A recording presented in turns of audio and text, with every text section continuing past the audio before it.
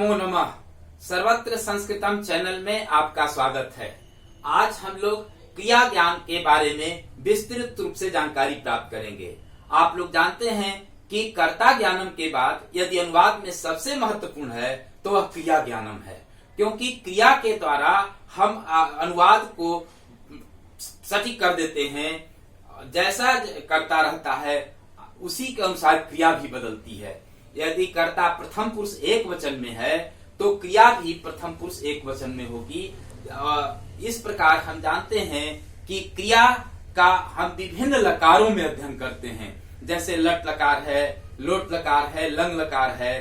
तो मुख्य रूप से हम लोग दो क्रिया के बारे में आज जानकारी प्राप्त करेंगे।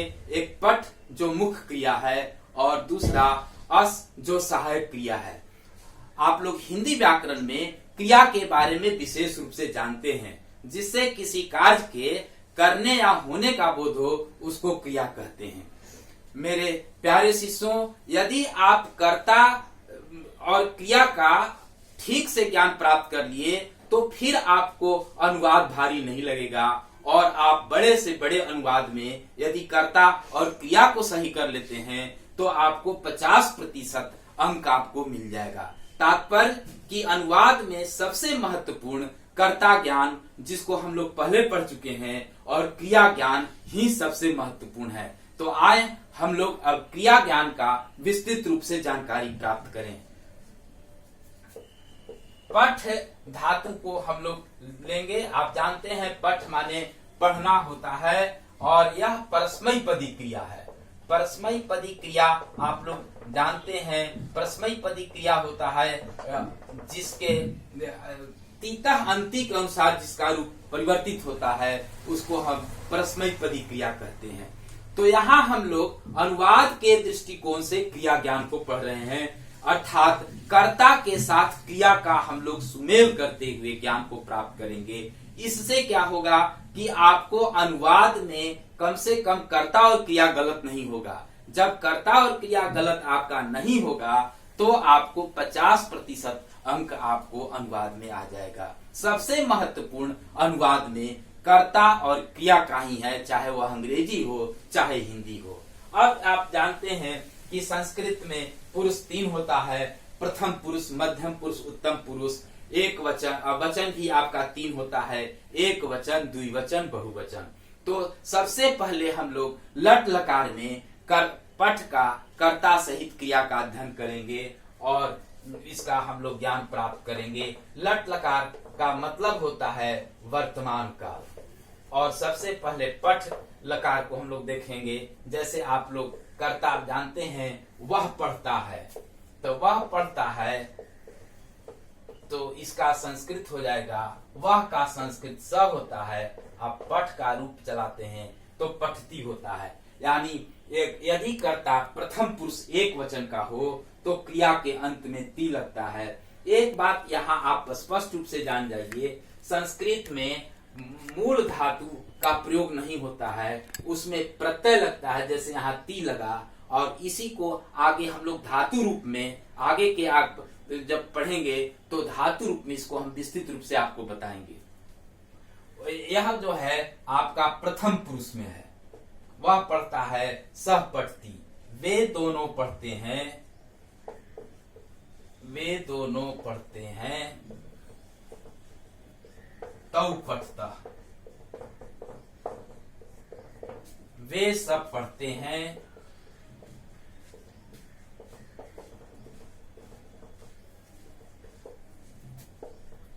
ते पठंती। यहाँ पर ये तीनों जो है वो प्रथम पुरुष में है। किस पुरुष में है? प्रथम पुरुष में। और प्रथम पुरुष में भी आप लोग जानते हैं कि वचन 3 होता है, इसलिए पहला जो है वह एक वचन में है, वह एक का बोध कराता है। और वे दोनों पढ़ते हैं द्विवचन है और वे सब पढ़ते हैं बहुवचन है। तो प्रथम पुरुष में यहाँ आप लोग पुनः एक बार देखें। जैसे वह पढ़ता है सह पठती, वे दोनों पढ़ते हैं तौ पढ़ता, वे सब पढ़ते हैं ते पठंती। इस तरह आप लोग को क्यों लिखा जा रहा है कि ज्यों ज्यों कर्ता का लिंग पुरुष वचन बदल रहा है उसी तरह क्रिया भी क्या हो रही है? बदल रही है। इसी प्रकार हम मध्यम पुरुष में अगर आए तो मध्यम पुरुष में पढ़ें तो मध्यम पुरुष में दूसरे के लिए तुम का प्रयोग होता है। जैसे तुम पढ़ते हो हिंदी हुआ, क्योंकि अनुवाद के द्वारा हम लोग सीख रहे हैं, अनुवाद का ज्ञान प्राप्त कर रहे हैं, तो तुम का संस्कृत त्वम होता है और इसके सी लगता है क्रिया के अंत में, अर्थात तुम पढ़ते हो त्वम पर सी। इसी प्रकार तुम दोनों पढ़ते हो, तुम दोनों पढ़ते हो युवाम पठथ, यहाँ विसर्ग रहेगा, और तुम लोग पढ़ते हो,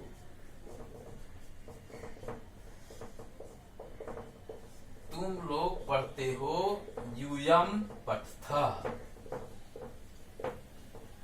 ये मध्यम पुरुष हो गया। इसमें भी आपका पहला हुआ एक वचन, द्विवचन और बहुवचन।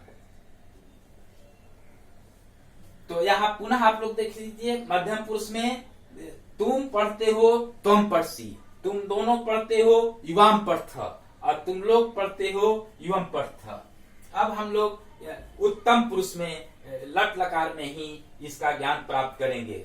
उत्तम पुरुष में जानते हैं आप कि मैं, हम दोनों और हम लोग होता है संस्कृत में, जबकि हिंदी और अंग्रेजी में यह प्रथम पुरुष जाना जाता है।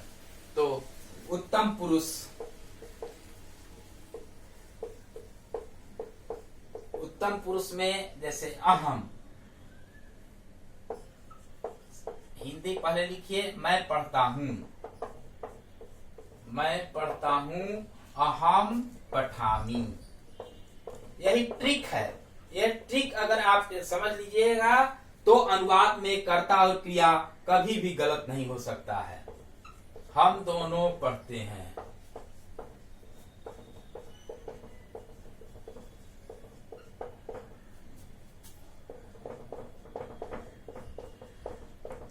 आवाम पठावह,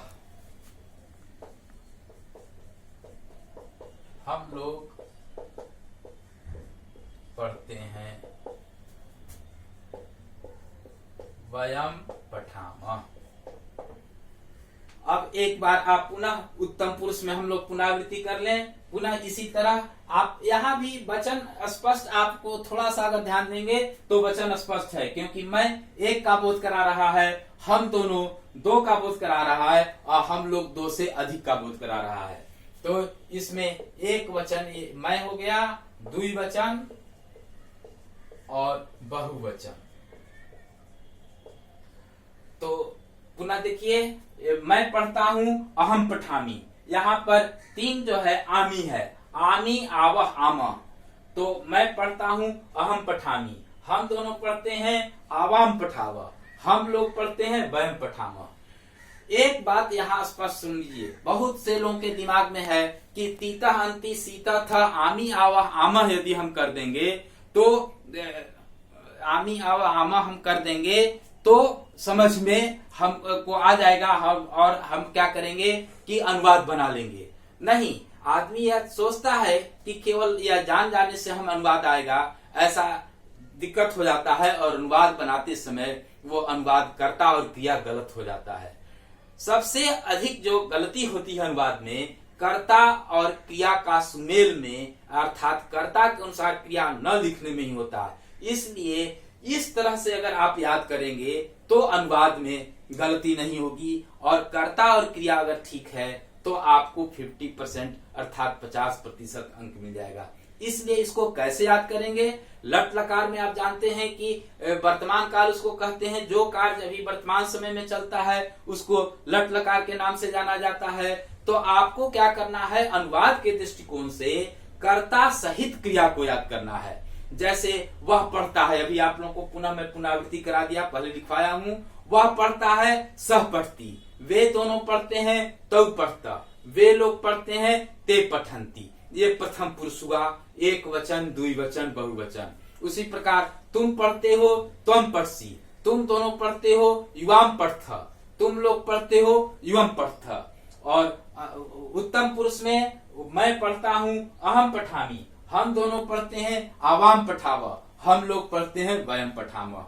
इस प्रकार आपको लट लकार का ये स्ट्रक्चर है, इसमें कर्ता सहित क्रिया है, और इस प्रकार से अगर आप कहते हैं ना एक साधे सब सधे सब साधे सब जाए, अगर पठ का इस तरह अगर आप लोग लट लकार में याद कर लिए तो इसी तरह भू गम पा अन्य धातुओं का भी रूप इसी तरह चल जाएगा। यह ट्रिक है, इसके द्वारा आपको ज्ञान। अब आज का वर्ग हम लोग यहीं पर समाप्त करते हैं। अगले वर्ग में लिट लकार और लोट लकार के बारे में ज्ञान प्राप्त किया जाएगा। यदि आपको कोई समस्या है तो आप कमेंट बॉक्स में अपने समस्या को रख सकते हैं। जय तु भारतम, जय तु संस्कृतम।